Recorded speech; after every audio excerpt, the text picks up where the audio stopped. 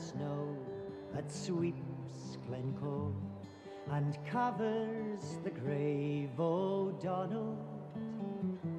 Oh, cruel was the foe that raped Glencoe and murdered the house of MacDonald. They came in a blizzard, we offered them heat, a roof o'er their heads, dry shoes for their feet. We wined them and dined them, they ate of our meat, and they slept in the house of MacDonald. Oh, cruel is the snow that sweeps Glencoe and covers the grave O'Donnell. Oh, cruel was the foe that raped Glencoe and murdered the house of MacDonald. They came from Fort William with murder in mind. The Campbell had orders King William had signed. Put all to the sword, these words underlined, and leave none alive called MacDonald. Oh, cruel is the snow that sweeps Glencoe and covers the grave O'Donnell. Oh, cruel was the foe that raped Glencoe and murdered the house of MacDonald. They came in the night while our men were asleep. This band of Argyles through snow soft and deep, like murdering foxes among helpless sheep, they butchered the house of MacDonald. Oh, cruel is the snow that sweeps Glencoe and covers the grave O'Donnell. Oh, cruel was the foe that raped Glencoe and murdered the house of MacDonald. Well, see, that's good for them. Big hand for them, right? Right. I feel there's a lot of bother to get people here, and people tell them not to come and tell them lies, but we're used to that. Now, our first speaker is Brian Quayle. As you all know, is a well-known troublemaker. He keeps going down to that nuclear arsenal and demanding peace. What do you tell us here? So, our first speaker is Brian Quayle, SCND, SRSM. It's a bit tricky at times. Hello. This weather adds a touch of authenticity to our event here, because this is what it was like. Now, in terms of the number of casualties, Glencoe, 38 killed, is actually low down the scale compared to modern atrocities. My lie in Vietnam, Lieutenant William Kelly of the 1st Battalion, 20th Company Infantry Regiment, killed 504 Vietnamese civilians. 10,000 killed were massacred at Katyn by the Russians. So the improvement in industrialized killing has made this really seem like small beer.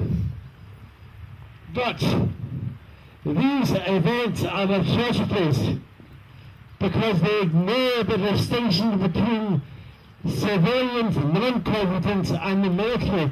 That's why this was a tragedy and an atrocity, as much as the modern ones are. Because the distinction between civilians and the military is absolutely core essential to any concept of a just war. At the start of the Second World War, Hitler bombed Rotterdam. There was hundreds of protests. Hitler said, better 1,000 dead Dutchmen than one dead German soldier. And everyone said, that is a kind of perverse morality we're fighting against. That's why we're having this war. But at the end of the war, when Donald Harris was blanket bombing the cities of North Germany, and certain people complained about it. He said, all the cities of North Germany aren't worth the wounds of one British grenadier. I don't know whether he's actually aware of the fact that he was echoing Hitler's words, but he was. We ended up adopting the ethic we want to fight against in the first place. We became the enemy. Now, this erosion of the distinction between competent and non-competent started in the First World War. For every 10 soldiers that died at Passchendaele and the Somme any other bloodbath, one civilian died. Nowadays, it's the other way around. There's 10 civilians for every 1 soldier is killed. So it makes the whole concept of a just war outmoded and scarcely credible. I for one no longer believe in the concept of a just war, because every war is always just. Isn't that funny? Every war is always just. This degradation of the distinction between competent and non-competent has reached its culmination in the single greatest atrocity of the Second World War, the bombing of Hiroshima. Is now no longer even honoured in the not even argument. In the House of Commons, not Margaret Thatcher, what's her name, Theresa May, said that she would personally press the button and kill God knows how many millions of people with atomic bombs. She's no longer even pretending to believe in the absolute distinction between civilian and nuclear civilian and military. So you see, there is a connection between the massacre that took place here almost hundreds of years ago and our present situation. We are shortly about to burn the flag. Now people say, why are we doing this? We're doing this because it's under the flag the people here were massacred. I am committed to non-violence. People say, oh, but burning it is a violent act. Well, let me say this. I am burning a flag because I'd rather burn cloth than burn children, which is what we're doing now in Yemen. British-made bombs are burning children in Yemen, and that's what we're prepared to do in a scale beyond my capacity to describe or imagine with Trident. That's why I'm here. Thank you. Right, before we're a few speakers, but we're asking you all to be brief. We always do, you never bloody do it. But we're a wee bit late today, as you know. So, our next speaker is Ian Ramsey. He comes from Greenock, wherever that is. He's also the secretary, chairman of the 1820 Society and the Celtic League. And also he had his 80th birthday last year. And I was allowed out after darkness, so he'd been there. He's just a youngster, so he's 80 last year. So we'll hand you over to Ian Ramsey. And please be brief, or you'll be briefed. I'll be as brief as possible. Ladies and gentlemen, we're here obviously to commemorate this atrocity that happened here over 600 years ago. And don't forget that on the signature of the order was the signature of William, Prince of Orange. And he was determined to crush the Highlanders. I represent and I bring you the greetings of the other 6 nations of the Celtic League. Only yesterday I got a phone call from the Secretary of the Irish branch from Dublin and wishing us all the best in our commemoration here, because he also got in school about the massacre of Glencoe because he was brought up in a free, independent Ireland. Scotland, Ireland, Wales, the Manx and the Cornish and Brittany, all Celtic nations that were being attacked by the English and French state. I also want you to think on our comrades who tried to get their independence in Catalonia.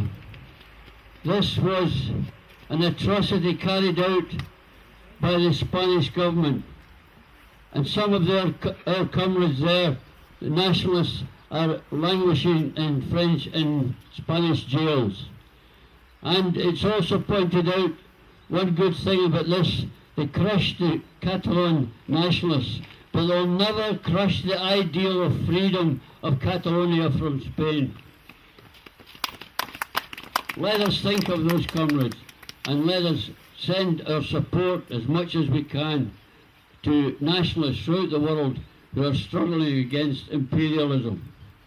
And one thing is also blatant during this Catalonian revolt was that the European Union did absolutely nothing to help them, and proved that they are every one of them, the members of the European Union, are ruled by imperialism. The French imperialists, the Spanish imperialists, and all the other ones who have got other little nations under them, they have no intention of agreeing with Scottish self-government or Irish self-government or any other country's self-government. They are imperialists, and that's all they want to be. Thank you for hearing this, and please think of the comrades in Catalonia. And don't forget, before the Union was organised by England, 2 years before it, the English Parliament passed an act which was called the Act of Alienism, Alien Act, which made every Scotsman was to be considered an alien. Not just a foreigner, but an alien.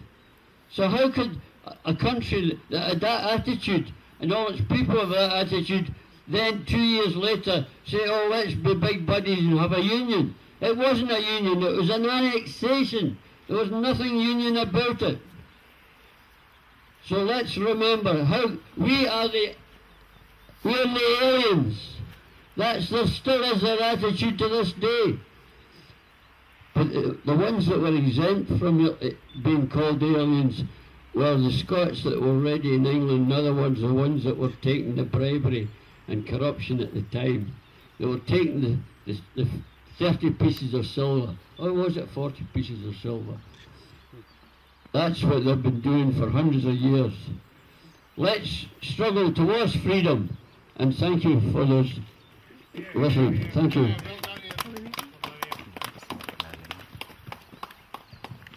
Well, thank you, Ian.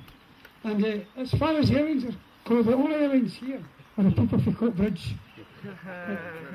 He said,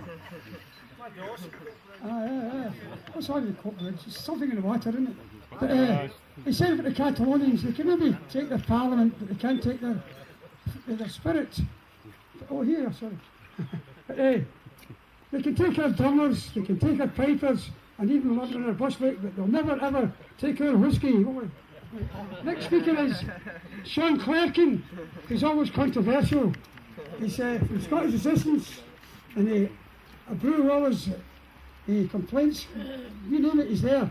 There's always arguments when Sean speaks, so please fight among yourselves and nothing to do with me. Friends, comrades and patriots, King William of Orange signed the murder warrant for the MacDonalds of Glencoe. That is the British state. Do you think the British state are going to give us Scottish independence? They're going to do everything in their power to stop us getting our independence. And if the British state continue to kill and murder people, yes they are. Only the other day on Facebook, Cliff Serby, a good nationalist, published a list of over 100 people who had died over the last 5 years, who had basically went for the work capability assessment and were past fit to work. And either they committed suicide or they died before they went back to work. People like Mark Wood, who weighed 5 stone 8 pounds and had 40 pence left in this world, died in Oxfordshire. That man was left to starve to death with Eleanor Tatton in Livingston, up here in Scotland, a mother of 3, who was past fit to work and died of cancer before she went back to work. And so it goes on. And what we also have is, under the work capability assessment, 43% of these people have attempted suicide. 43%. This British government does not care. We also have the fact in our own streets in Glasgow, Edinburgh, Dundee and in Aberdeen, we have people dying every day of homelessness. 39 people died in Glasgow between May 2016 and March 2017, died on the streets of our city. And only last week a young man called Tom, 21 years of age, died. So you had McDonald's been murdered in 1692, but you're having people being murdered and dying today because of the British state, because they only care about one thing: capitalism, greed, money. That's all they care about. Their rich corporate friends, their fat corporate friends. And what we need is an independent Scotland based on social justice, based on love, compassion, care, equality, fraternity, based on creating a social security system, creating life chances equal for all our working class people. Don't forget, 400,000 of our comrades, working class people, voted for independence in the referendum in 2014, and they have not voted since. We need them back, and today is the start of the struggle for Scottish independence and the start for independence referendum 2. Thank you.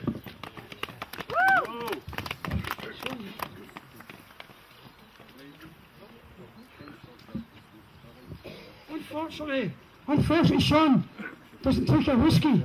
He's bad for every pub and bar because of that. So, our next speaker doesn't take a whiskey neither, I hope. And his name is, what's his name again? James Scott, founder of the Scottish Resistance and involved in everything and anything. My phone's gone, but the wife doesn't answer me, I'm not answering her. I can hear it. Thank you. Okay, thank you, Lon. 15th of February 1692. We came from Fort William with murder in mind. The Campbell had ordered, King William had signed.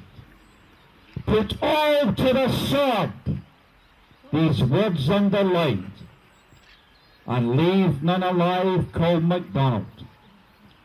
That's the chilling message that was sent to slaughter the MacDonalds. It was the beginning of the end of the clan system in Scotland. That was the first move. It ended at Culloden in 1746 when the Highlanders were slaughtered. People, they have tried to wipe out the Scottish nation. It's genocide. When Edward I attacked England, he attacked the town of Berwick and he killed 17,000 Scots.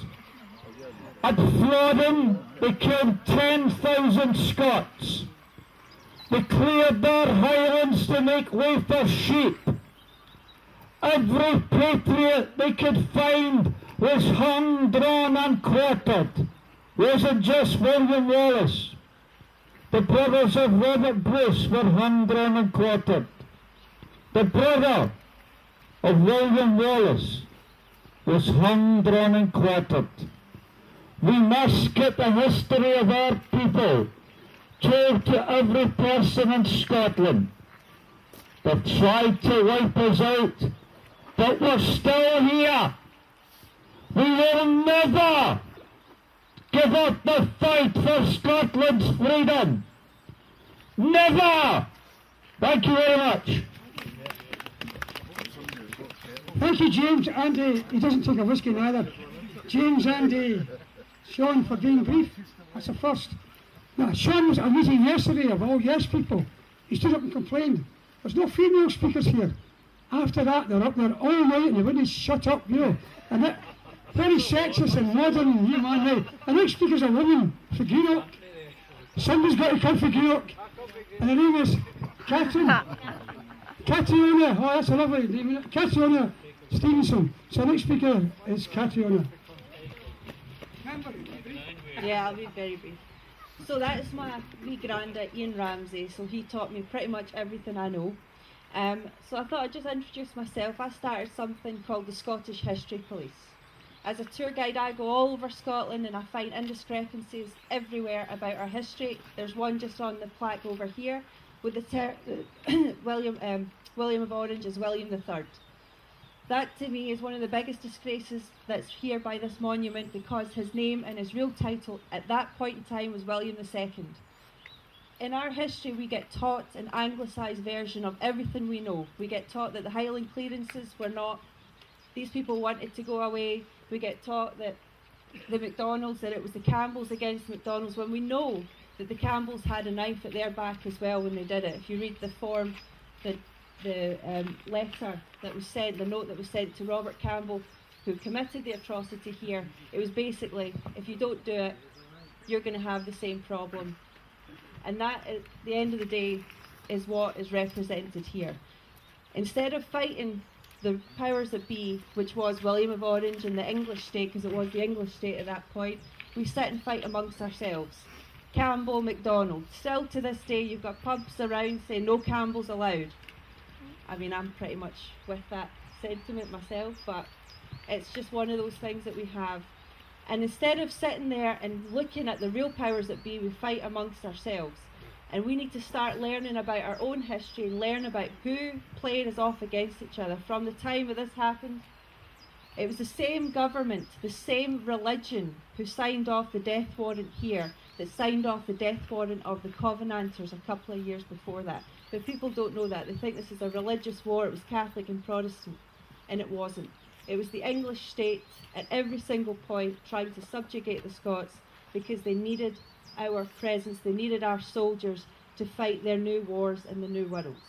So it's important that we remember all of this, and I'd welcome you all to join the Scottish History Police and learn more about your Scottish history, and to question everything you know. Everywhere you go, question it. And that's my bit. So there you go.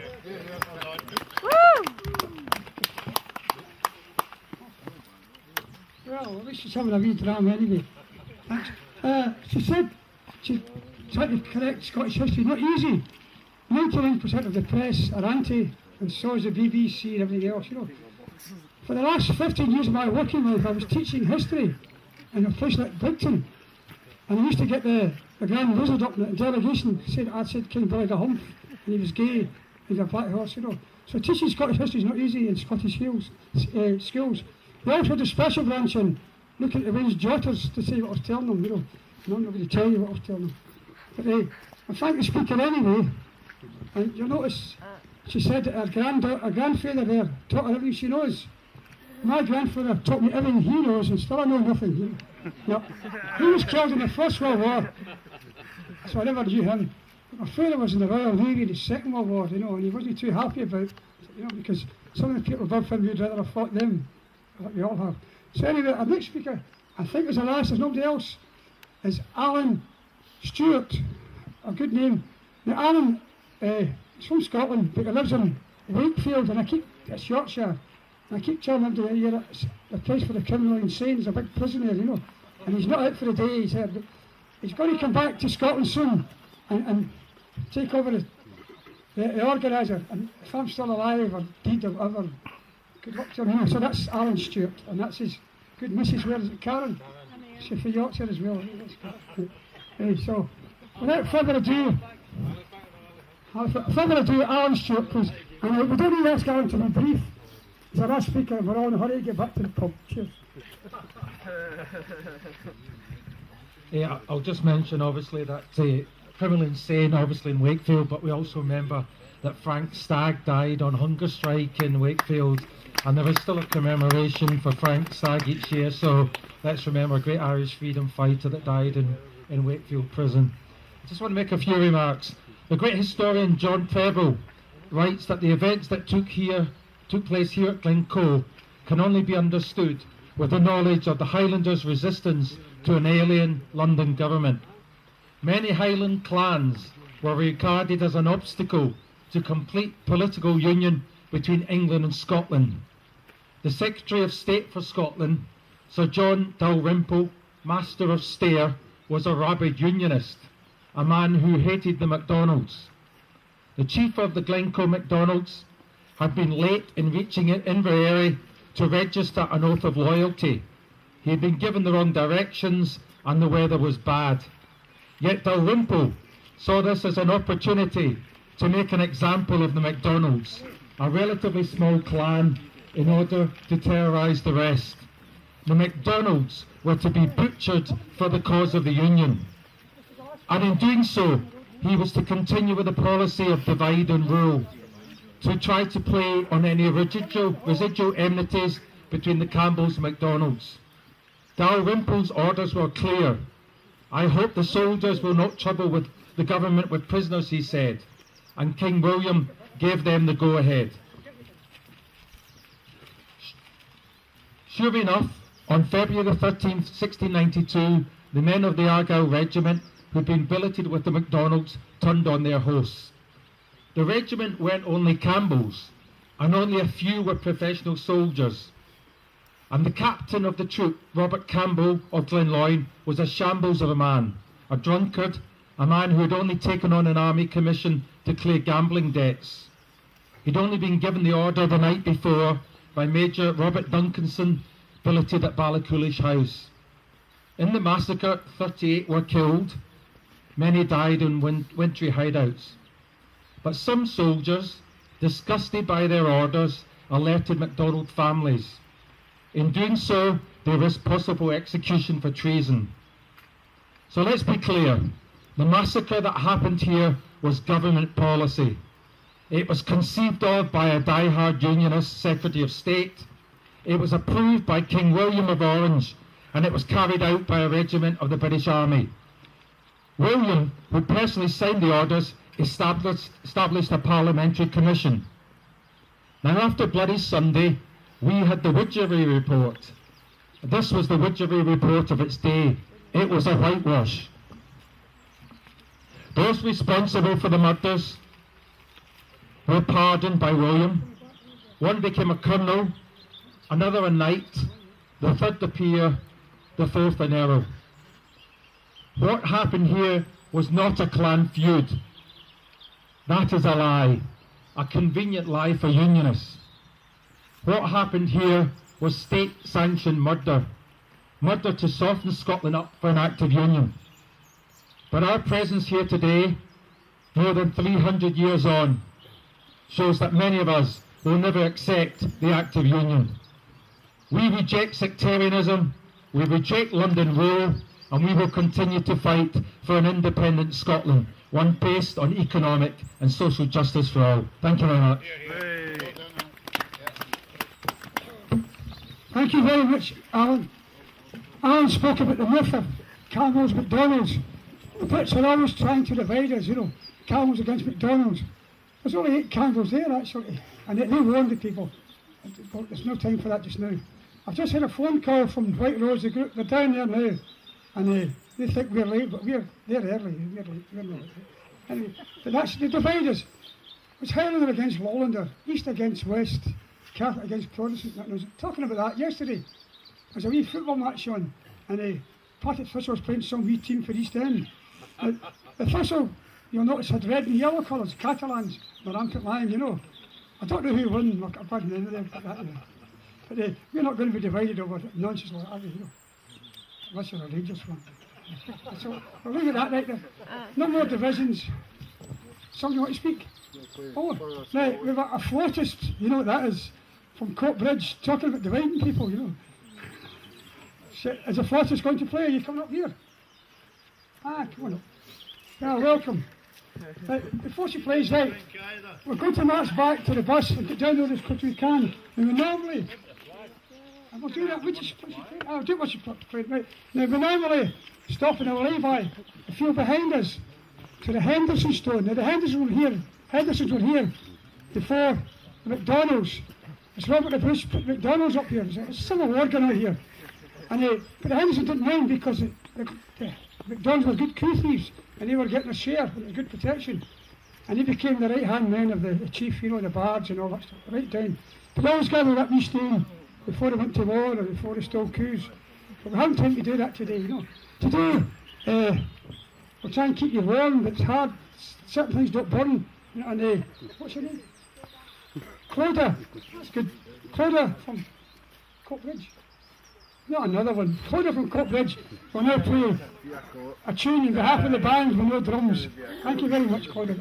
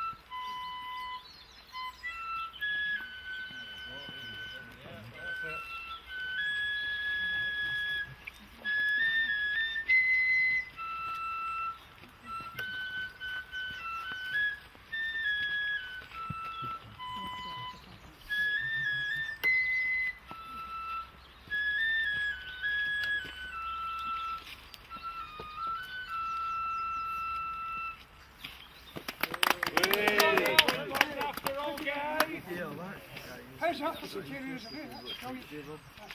So, we sort of like the cold here, we try to keep you warm. And there's a rumour it gets cold up here in certain parts of the year. It's not true. You just have to go march back without the drum, without the band, without the fighters. You march back, straight on the bus and down the road. And I'll come back next year, I hope, and come to a road. Yes, fighters coming. And the next one is a big rally, George Square in March. And then the Bannockburn rally all set up this year. Something big. And then John rally. Thank you very much for